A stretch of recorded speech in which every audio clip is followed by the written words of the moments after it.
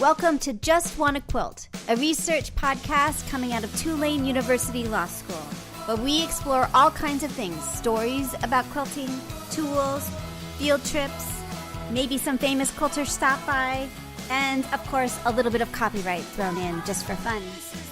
This is Elizabeth Townsend Guard. I'm a law professor at Tulane University Law School, and I just want to quit. Today we talked to Dawn Pereira of The Warm Company. The Warm Company makes batting. We talked to her. Dawn sent a box ahead of schedule, ahead of the interview, and so we talk about the different types of batting, and it's really fun. So I hope that you like it, and we'll see how it works on audio. Hi, I'm Dawn Pereira. I'm calling from the corporate offices of The Warm Company in Linwood, Washington. So awesome. And I am so psyched to be chatting with you. Before we get into it, the first question we ask everybody is, do you have a memory, or what's your first memory of someone sewing or quilting in your life? My first memory is in ninth grade, I made a 9-patch pillow in home ec. Oh, interesting. And did you enjoy the experience? Like a lot of people don't. Yeah. That you did. Oh, yeah, I did. I loved home ec. That was one of my favorite classes, and we did several different sewing projects, but that one was by far my favorite. And I think the reason why is just because it turned out so good. Interesting. And there is some conversations about the fact that home ec isn't offered as much now. And that's a problem, that somehow the sewing industry isn't going to thrive without home ec. Do you worry about that too? Well, I do wish that they continue to offer it because, like the experience that I had, it was very rewarding to finish the project and come away with something that I used on my bed for years and years. That there's something to be said for that kind of satisfaction. But at the same time, I feel like, the internet and all of the websites and everything, for example, Pinterest and just everything, all of the large chain stores are doing by promoting all kinds of projects and classes. And, there's just so many places to go for quilt classes or any kind of sewing classes, whether you take online classes or you participate in quilt shops, or, it's just all around. If you, just Google quilt and just see how many pages, hundreds of thousands of pages. Yeah. It's remarkable. And you're right. We hear this all the time too, that, kids are going on YouTube and then watching Leah Day and Jenny Doan and all kinds of other people, and Crafty Gemini, all these people that they're learning from them in incredible ways. So home ec might not be there, but the kids are still learning to sew. Yeah, that's right. They are. And anybody who is interested just has so much resources now compared to me in my home ec class. It's so true. It's crazy, right? It's amazing. Mm-hmm. It's really amazing. Well, tell us a little bit about your background. How did you get, we want to know what the Warm Company is, and how did you get there? How do you connect to all of it? Well, I just celebrated my 25th anniversary here at the Warm Company. That's a big deal. It's a really amazing place to work. Pardon? That's a really huge deal. That really tells you something about a company, I think, Yeah, it does. And I'm not the only one that has, over 20 years here. There's several of us. And what happened was the company that I was working for was an import-export business, and it was actually the corporate offices were in Canada, and they had moved to Seattle because there was the port, and they thought that they would get a lot more business if they were close to a port. But as it turned out, that was right when, computers were starting to really come online and the internet was starting to become very popular. And so you really didn't actually have to have an office at the port.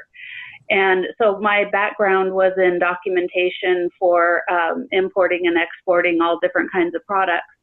And I didn't want to move back to Canada because they were going to relocate back in Canada again, not needing the Seattle office anymore.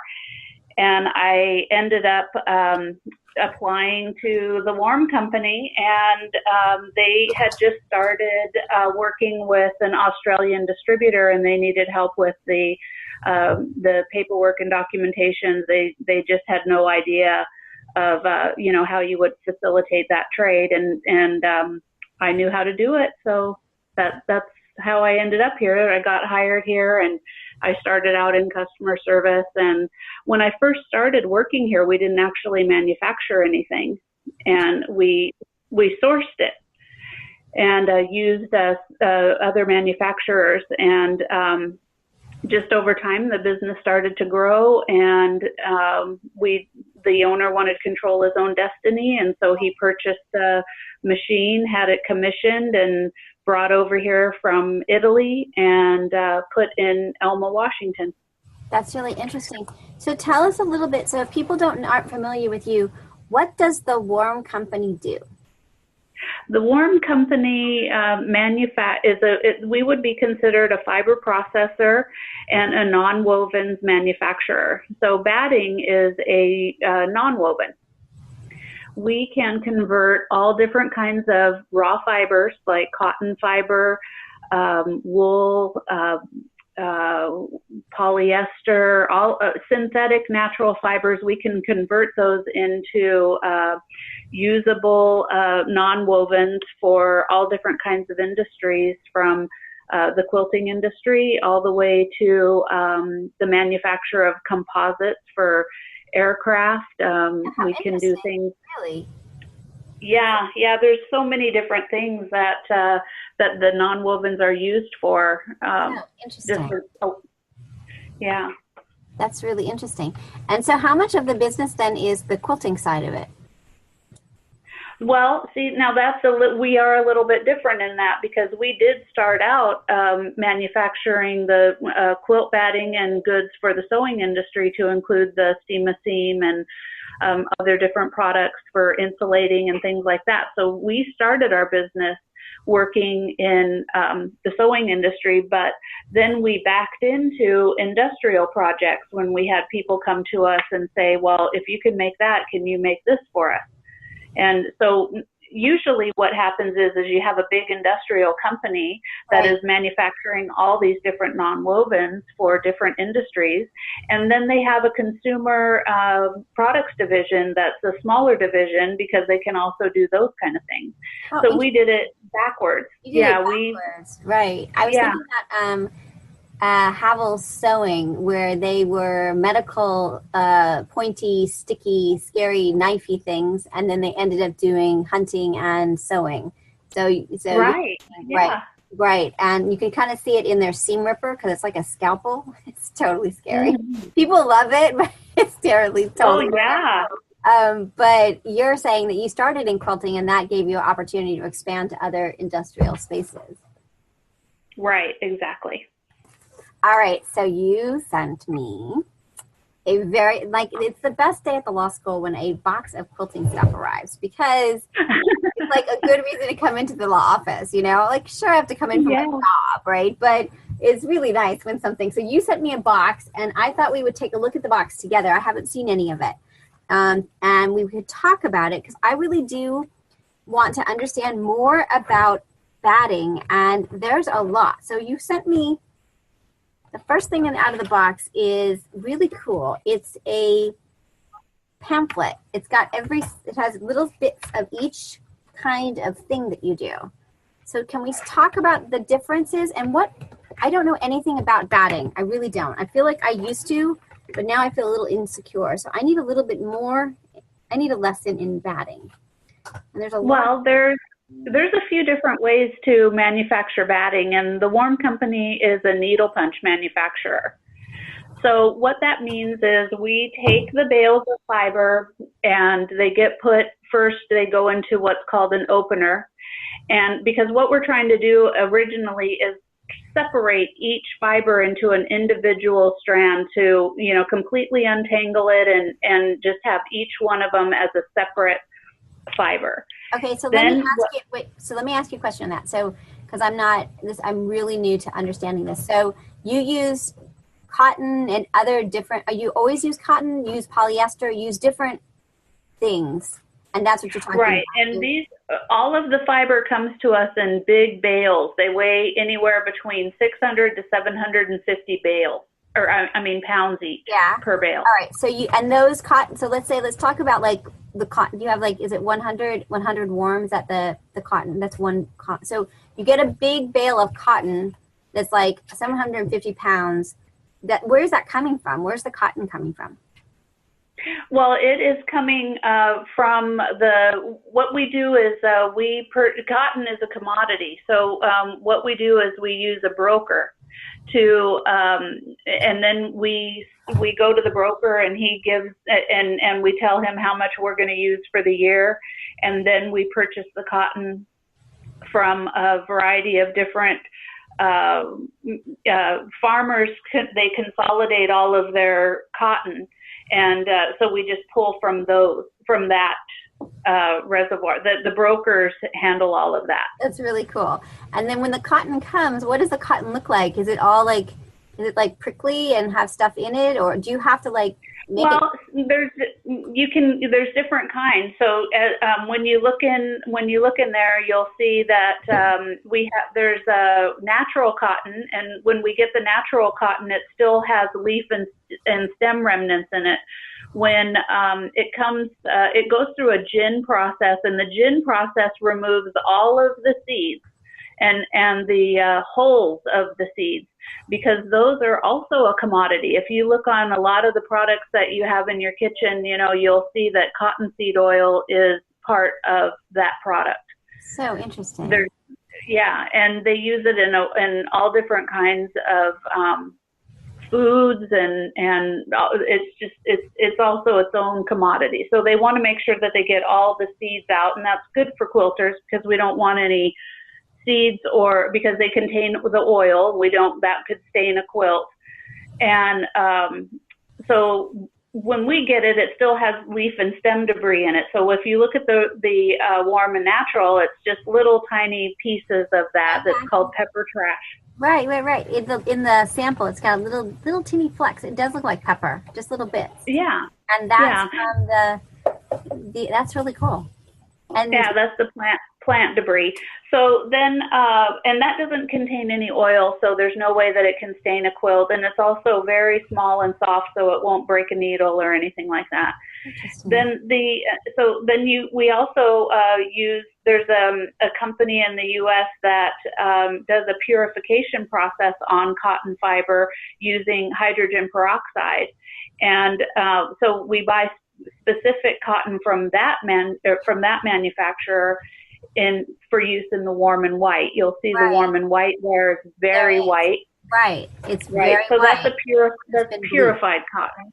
And it's been then there's a couple that we also buy from another manufacturer that does extra cleaning. We ourselves clean the warm and natural. We run it through a cleaner that's it reminds me of a dryer. It just tosses the cotton up, and then the loose debris falls out of it. The heavier pieces of leaf and stem fall out of it. So we do clean the natural cotton ourselves before we make the warm and natural. And but then there's another manufacturer that can get all of that debris out. Our machines aren't that sophisticated. Interesting. And you'll notice the warm and plush sample, and also the warm 100 and the warm 80/20. They all use that cotton, which has been cleaned by through a higher manufacturing process. So we buy that cotton directly from that manufacturer. So we're getting our cotton in three ways: one from the broker, the natural cotton; one from the purification, the manufacturer that does the purification; and then also the extra clean cotton. That's really interesting. Okay, so let's go, if you're cool with this, before we go on to the other ones, can you help me understand the difference between 100, we know a little bit of difference already, but the warm, 100 warm, so looks like there's there's like 5 of them, right? So there's 100 warm, warm and natural, warm and white, warm and plush, and 80/20 warm. I think I know the differences. Let me see.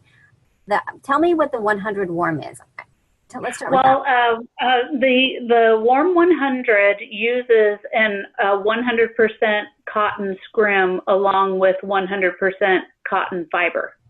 Okay, so explain those words. Now, okay, a scrim is a non-woven substrate, and that's what we needle punch the cotton into, and that's what holds it together to make it fabric-like. So interesting. All of our batting is needle punched, and except with the exception of the Warm and Plush, that one does not use a scrim at all. That one is just a heavier weight cotton, and it's needle punched into itself.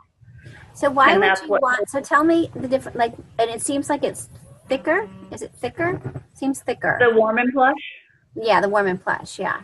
Yeah, that one weighs 6 ounces per square yard, where the other ones weigh 4 ounces per square yard. So how do you, like, I'm a regular quilter, and I don't know, like, how do you know which one to choose of these? Well, they're all going to give you a different finished look. So your first decision is to figure out exactly how you want the finished quilt to look. If you're going for a winter quilt, you want it to be heavy. The Warm and Plush might be the way for you to go. The cotton is really good for warm quilts because it's a breathable warmth. It's not the polyester can give you a kind of a sticky because it doesn't breathe really well. So, but the cotton is a real nice feel.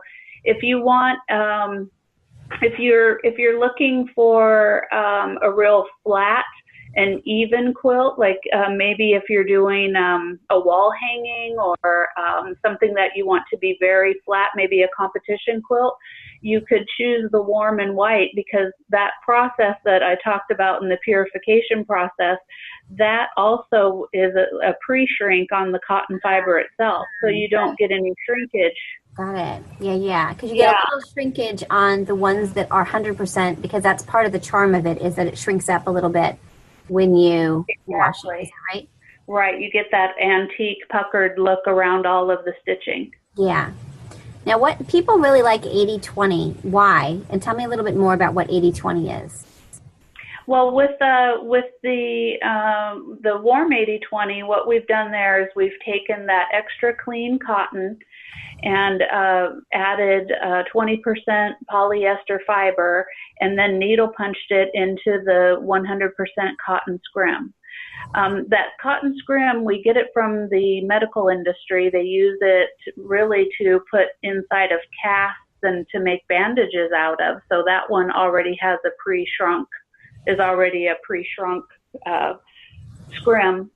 And the 80/20, people like that a lot because polyester fiber is really resilient, and so it gives it a puffier finished look. So you get a lot of definition because your stitches will sink, and when they sink, that creates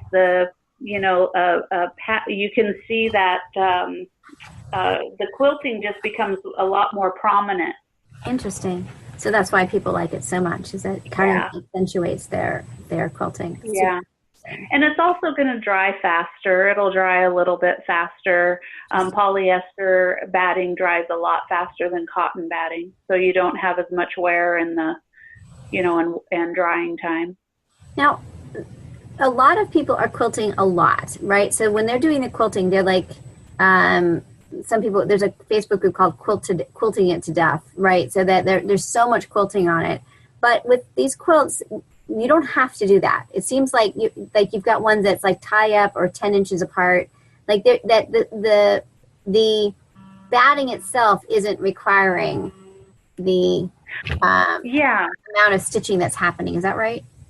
Yeah, that's the beauty of the needle punch process and also the scrim. That's both of those processes give you that ability to leave up to 10 inches open, or you can simply just tie it every 10 inches and your quilt is done. So it really opens it up to beginners, because I think I feel like that's the scariest part is after you've pieced together your beautiful top and you're really happy with it and it's time to quilt, that can be a scary part if you're not really familiar with your machine and you're not really familiar with quilting it. Yeah. You don't want to, you don't want to do anything. Right? Yeah. Exactly. Yeah, totally. I totally get that. I get that. All right. So tell us a little bit. I'm going to look in the box in just a second, but tell us about Soft and Bright. That is polyester batting. Right. When would you use that? And you sent us a sample of it. Tell us a little bit about when you would use this. Well, the Soft and Bright is really ideal for children's quilts because you do have to wash those a lot, and then you also a lot of times you're quilting around motifs and things like that in the children's type of fabric. So it gives it a fluffier finish, and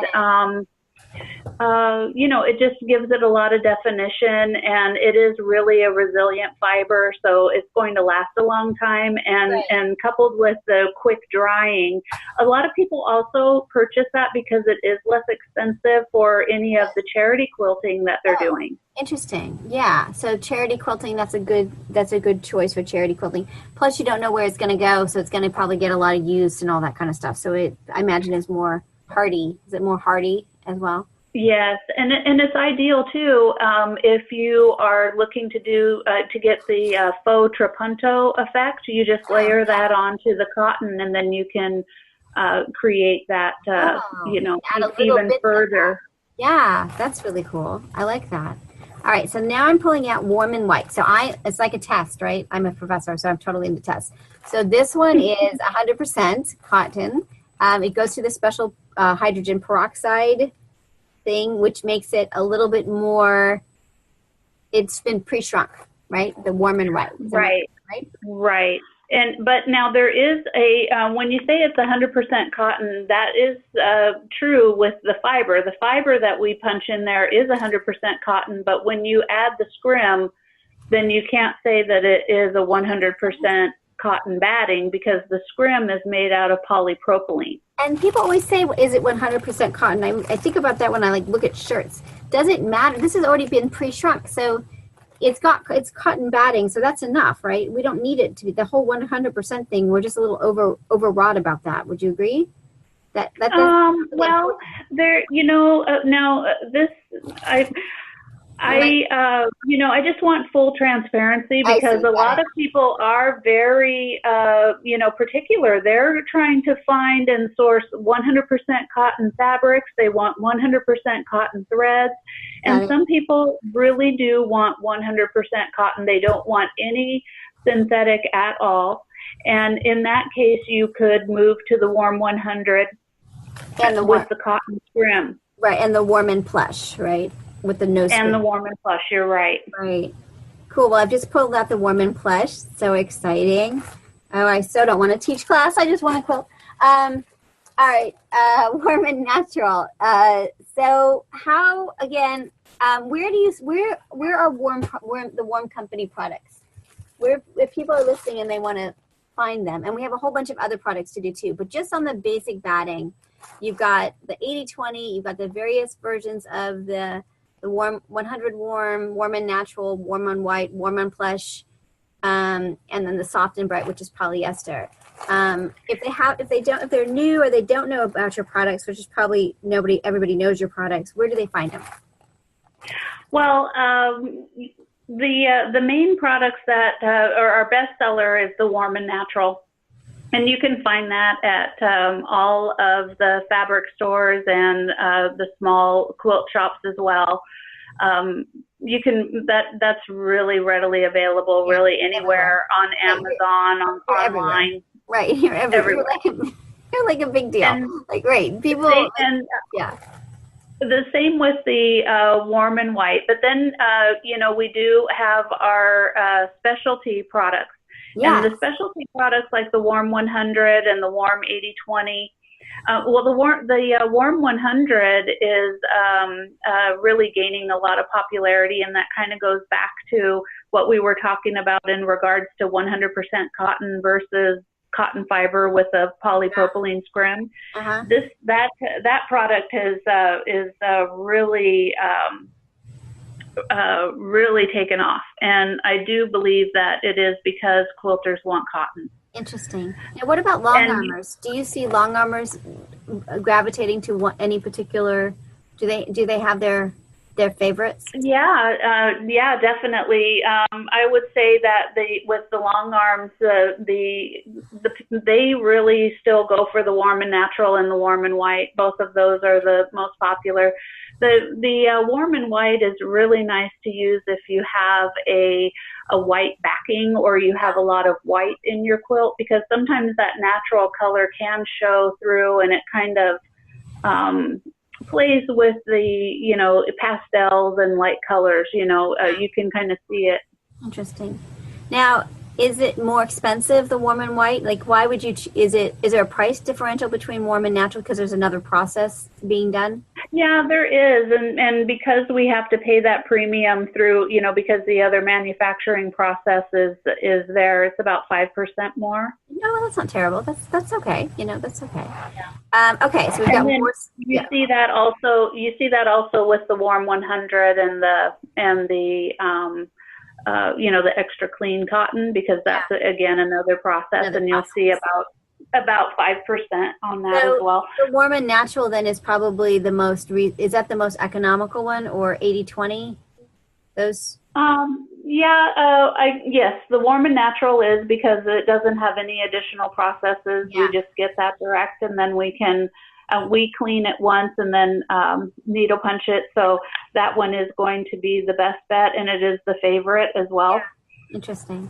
All right, we are not done because we have more in the box and more things. I'm so exciting. Okay, so sew in warm fleece. So tell me what sew in warm fleece is. Well, that would be would be considered a polyester batting, but it's more for crafting. It's needle punched into itself, and so it's going to be for your smaller projects, because you will have to sew that closer together to hold the fiber together.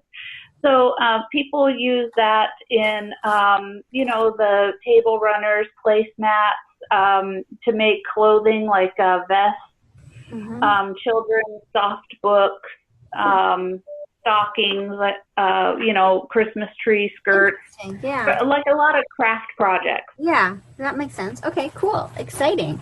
All right, let's see what's next in the box. We got 80/20 warm. Oh, it's so pretty. They're very pretty, I have to say. They just want to make you just want to like go quilt. I have to, every time I pull one out, I'm like, I just want to go more quilting. Okay. I told you it's not hard hitting journalism. It's more like shopping sometimes. Okay. Yeah. Warm 100. Pretty. So pretty. Yeah. The Warm 100, you can get the Warm 100 at Joann Fabrics now. They've just put in the entire line. They have it on the yard. That one's I like that one a lot, because it is got the cotton scrim that we purchased for that is 113 inches. And so we have to cut the edges off to make sure that the entire width of the bat is the 4.5. That one's 4.5 ounces per square yard. So we cut that down so you get an extra large queen. It's instead of the traditional queen is 90 by 108. And the queen in the Warm 100 is 90 by 110. And that little bit of extra is, it just makes such a big difference. And then also the baby sizes are bigger. They're 55 by 60. And in the Warm 100, that just makes for great, like couch throws. Yeah. Right. So it's bigger. So if you're doing maybe a quilt that you're going to hang on the wall or something, that's just a really great size for that. That's so cool. Okay, now we've got Insel Shine, which is reflective insulated lining. Oh, that's so cool. So what do you do with it? Yeah. Well, the Insel Shine is is an extension of the Insel Bright product, which is very popular for insulating all kinds of things like casserole cozies and soft lunch, coolers and totes and things like that. Because you see that shiny metallized it's a metallized polyester film, and what that does is it reflects energy, whether it's hot or cold, back to itself. Oh, that's so cool. That's why you can have it hot or cold, because it's just reflecting Right. whatever the energy is. Right. Oh, and that, when you buy it as the Insel Shine, that Insel Shine film makes, and the process that we've done there is called a pinsonic weld. It's ultrasonic sound waves that are pushed through these paddles, and it makes those impressions that you see on the Insel Shine, and that's what's holding the batting to the film. And you can actually use that as a waterproof lining inside things that you want to, that are made to keep things cold. That's really cool. I love it. Oh, that's so cool. Oh my gosh, so cool. All right. I have some intellectual property questions when we get done. Help me remember that. But we've got 3 more things in the box. Okay. Okay. Insel Bright. That's what you were talking about. Now, when would you use Insel Bright versus Insel Shine with the lining? Are they? Yeah. So tell me. Well, they're very similar, but if you the Insel Bright has the polyester fibers needle punched through it. So you should see, if you look at it, you'll see that they're punched through it, right, where the Insel Shine is just welded to it. Yeah. The Insel Bright is it's got the same properties in that it's going to reflect energy, whether it's hot or cold, back to itself. The Insel Shine gives you the lining capability, like you can line it, and the Insel Shine itself is the actual lining. You don't have to cover that with fabric.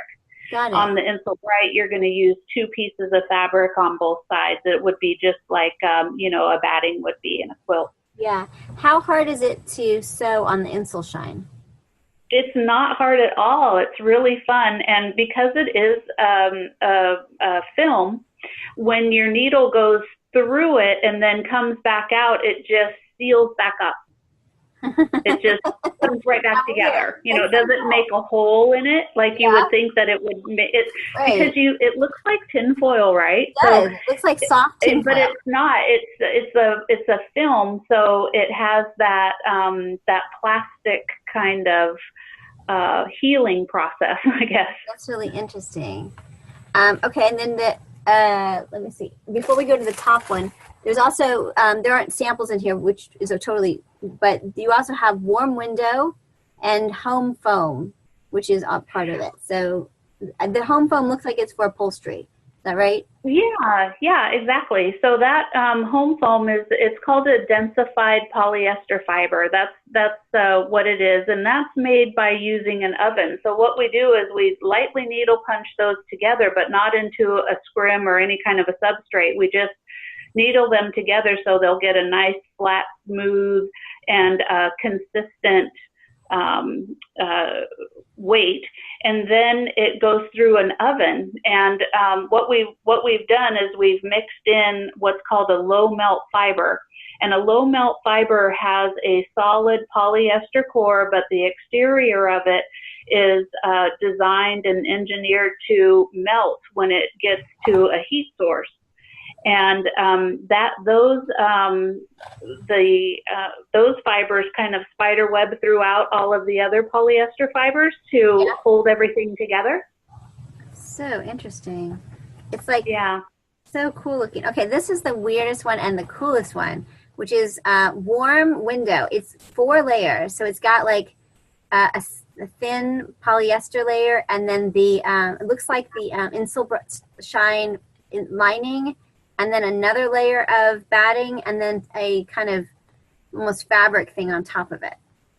The fabric thing is a drapery liner, and then all 4 of those components together, joined with your decorator cover fabric, make an insulated window treatment.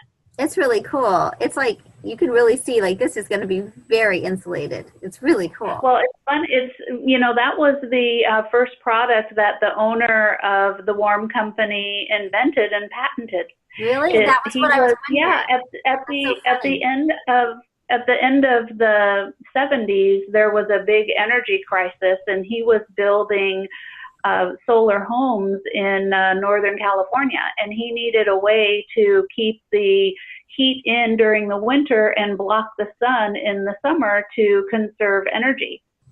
And he developed that warm window product, and it got picked up into some local fabric stores, and the rest is history. It led to all of the other things that we do and all of the other products that we manufacture.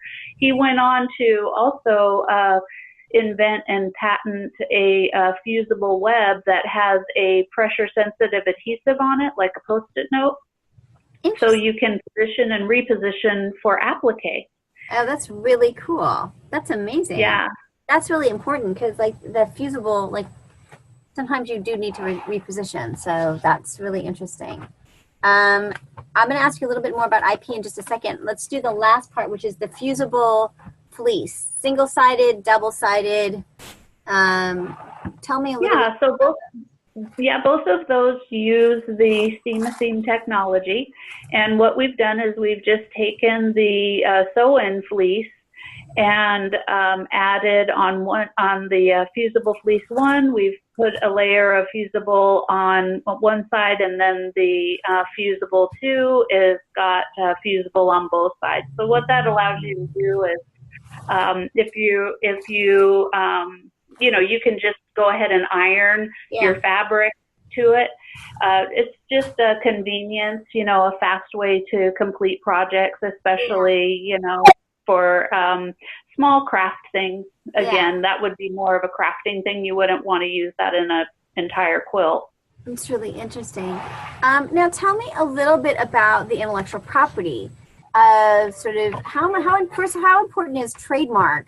Because each of them have little registered trademark. Do you register each name of each product when you? Yes, we do. Yeah, we do. It's really important for brand recognition. We do want the customers to know where that Warm Company is behind it. Yeah, and then tell me a little bit, and how important are patents in your? Because you're doing a lot of process. Well, he did patent two. He did patent the two products, and but you really can't patent the Warm and Natural or the other batting, because the needle punch process has been around for years and years. So that's not something that you can patent. But the steam-a-seam with the pressure-sensitive adhesive, nobody had done that before. So he did get a patent on that. Oh, yeah. I don't think we talked about that. Did we talk? We didn't. I think I skipped that one. The steam-a-seam. Steam-a-seam. Tell me a little bit about that one. Well, steam-a-seam is a fabric fusing web, but what makes it different is it has a tacky, pressure-sensitive adhesive on it, like a post-it note has. Yeah, it so does. that allows it. Yeah, that allows it to. You can position and reposition your applique, and you don't iron anything until the very last step when everything is perfect. You could even hang your wall hanging on the wall and stick everything to it. Or if you're doing a wearable, for example, you could try it on and check out the placement in the mirror before you've made anything permanent. It really takes a lot of the mistakes out of applique. We have one of our Quilting Army members, Edith Gross. She bastes by glue almost everything before she starts, and she puts it on the wall. So I bet, would love your stuff, because give her that package. Yeah, that I totally should. Would be like, whoa, this is the coolest thing I've ever seen. Yes, she's way into the glue. She's like a glue maniac. Love your stuff. This is so cool. Well, I can't wait. Will you come back? I'm going to try to sew and have the Quilting Army sew on all of this so we can talk more about it once we've used all the different ones. It'd be really fun to talk about it again. I'd love to. Yeah, thank you. Yeah, it would be super great. This is so great. This is amazing. This is really great. I my floor, my lost my my the floor of my office is covered in batting now. I like it a lot. Well, this is awesome. As we said, we're trying to go short, which is really hard to do because I have like 1,000 more questions for you. But why don't we do this? Why don't we start to sew a little bit, and I'll get some, and then we'll come back and we'll tell you, and just talk more about our experiences, and then we can. This will be great. This is like so Yeah. awesome. Are you at the Houston Quilt Market? Are you there for market, or is the company there? Yeah, I usually go. I do have a couple of assistants that are that may go in my place this year. I've gone for 25 years, Yeah. and I'm just trying to take a step back from. I love it though. I just love it because it's just so inspiring, and oh my gosh, when you see those quilts, you're just in awe. I mean, I have to get my chin off the floor every time I turn around. Yeah. It's really the best quilt show, and I've been to quilt shows all around the world, so Yeah. it is by far the best. And why? I mean, and quilt market. Do you go for market as well, or just for a festival and for market, or just which like what? We just go for the market. Yeah, we just go for the market because we're strictly wholesale. We don't sell to consumers. We sell directly through all Joann's and Walmart and Hobby Lobby, our biggest customers, and independent quilt shops. And we just work directly business to business sales. Got it. And how important is market to your business? Oh, it's very important. We meet people from all over the world. It's a great gathering place. It's really beneficial to us because, like I said, we do get to see all of our distributors. We have distributors all around the world, and they all go to that show. So, it's really good. How big is your, like, tell me a little bit about the competition or like the field of batting. How, like, I know like the field of thread is like, there's a lot of thread makers now. The pattern makers, there's way too many pattern makers, right? There's fabric companies. They've like, well, so much, have you seen an increase in the batting industry over the past 25 years, or do you feel like it's stable in terms of the Well, I mean, you do, because there's not a lot of people, or there's not a lot of companies that can convert cotton. Cotton is got its own. Cotton is really flammable, so when you're manufacturing it, you have to have a really good fire suppression system, and to protect the machinery, and then also to protect the building. It's very different. The equipment that we use to run the cotton is separate than the equipment that we use to run the poly. These they're giant cards, and they have to be wired for these specific fibers to really do a good job. And insofar as the competition is concerned, there's not a lot of people that can do the cotton. Yeah. So we really you can run the cotton on a polyester line, but you just don't get the same finished look and the consistency. And the other thing we really pride ourselves in is the kinds of cotton that we buy. When we buy the natural cotton, only 10% of all of the cotton, out of all of the cotton grown in the United States, only 10% of it is long enough and the correct thickness that we need for the warm and natural. And out of that 10%, only 5% is clean enough. So we're really, really picky about our product, our raw materials. Yeah. Interesting. Very interesting. People sometimes talk about bamboo and wool batting. You guys don't do that. Tell us, do you have any? Well, is? I kind of cringe a little bit when I hear people talking about bamboo. Yeah. And the reason why is because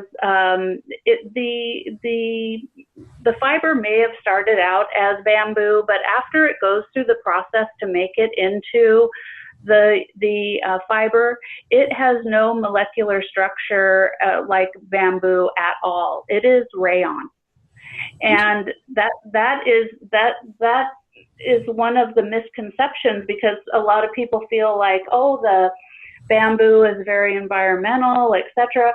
But the bamboo is, that process is, if just Google the process that, I will. Because it is, it's not at all what you think. When you hear about it, I mean, the chemicals, everything that goes into making that fiber and breaking down, because what you're doing is you're taking the bamboo and you're breaking it down at a molecular level, and then you're reconstituting it as something totally different. It does not resemble it at all. In the United States, they started really cracking down on people for saying bamboo. Interesting. Because it's not because it really is rayon. So a lot of companies, you'll see on their law labels that they're saying rayon from bamboo. Interesting. Very interesting. I know we're supposed to go half an hour. Now we're almost an hour. It totally happens. See what happens? This is the problem, right? So much to talk about. Yeah, but you can edit it out. I know, it's true. Well, anyway, and all of it's really good. The last question I have is social media and marketing. How important is social media, and how has your marketing budget shifted over time on what you're doing as social media grew? Well, not a lot, because social media is not as expensive as you would think. I mean, participating on Facebook is relatively inexpensive. I mean, you have the personnel creating the posts and things like that. Right. But it's a great way to keep in touch and answer questions, and we throw out a lot of specials and contests and games and things, for just to keep engaged with the quilters. Yeah, we get a lot of input on the sites, and that's actually what led to Warm 100. We had a lot of people, concerned in the Warm and Natural, and they were diehard Warm and Natural users, and they gravitated to the Warm and Plush, and then they wanted something that, because with the Warm and Plush, it doesn't have a scrim, so you have to quilt that closer together. They just wanted the flexibility with a 100% cotton scrim. And we just try to deliver what they want. That's really interesting. How long does it take to, when you realized that they wanted that, how long was the process to create it and try it out and test it and all that? How long did it take from, oh, we should do this, to having it on the shelves? Oh my gosh, it took a while, because sourcing that 100% cotton scrim, another thing is that the Warm Company, we only source all of our raw materials from the United States. And the reason why we do that is so that we can have a close connection with the vendors and know exactly what we're getting and what's in the products, and we can go and see their plants. And we have what's called the ISO certification, and that's an industrial standard that is for, hold manufacturers to strict processes with paperwork and processing and everything, so that we can all stay on the up and up. And that it was hard to source the cotton scrim in the width that we needed. Our machines can run up to 130 inches wide, and so we were really looking for something like that, and it was difficult to find that. But then once we found that, we were able to bring it to market very quickly. We also spread it out to about between 50 and 60 different quilters of all different kinds of backgrounds. And cool. You can sign up to on our website to be a product tester if you want to. That is so cool. And Yeah, so we have different skill levels, and also different types of quilters: hand, long arm, regular machine, people that just want to tie it, people that will use it for crafts, so that we can get their feedback and tweak the product before we actually launch it. Love it. So if people are interested in being a product tester, you can go on and apply on your website. Just go to your website and look for that. Yeah, I think it might be under resources, or it's under one of the tabs there. Okay, cool. Well, this is so awesome. Okay, well, we are gonna do our best. We're gonna sew a bunch of stuff, and then we'll come back and we'll chat with you about it, our experiences. We don't judge. We're not judgy. We're not critiquing. We just like to experience things and then talk about our experience with you. So, that would be great. All right, fabulous. Do you want to review this before we send it out? Or you feel comfortable with what you said? Oh, I'm very comfortable with what I said. Yeah, I figured that, but you got to ask, right? So yeah, also, sure.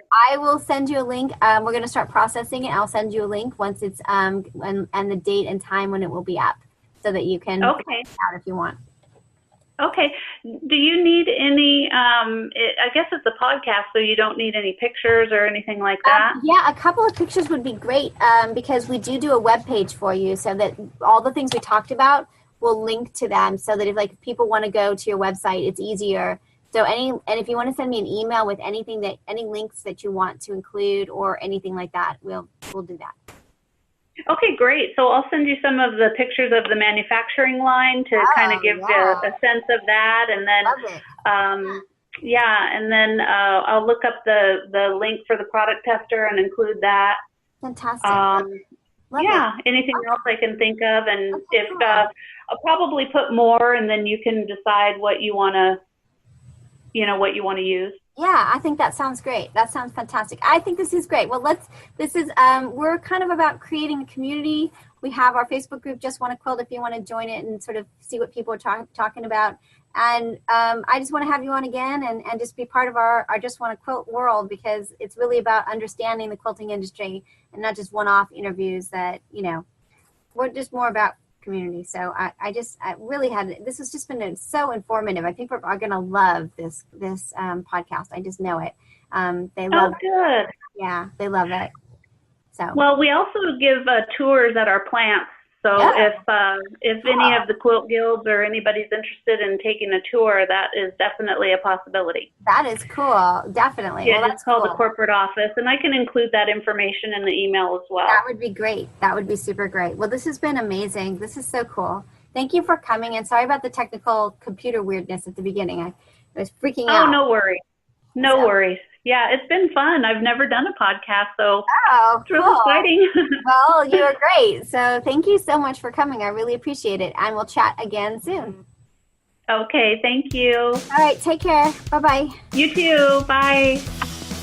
So this is Elizabeth Townsend Guard. You've been listening to Just Wanna Quilt, a research podcast coming out of Tulane University Law School.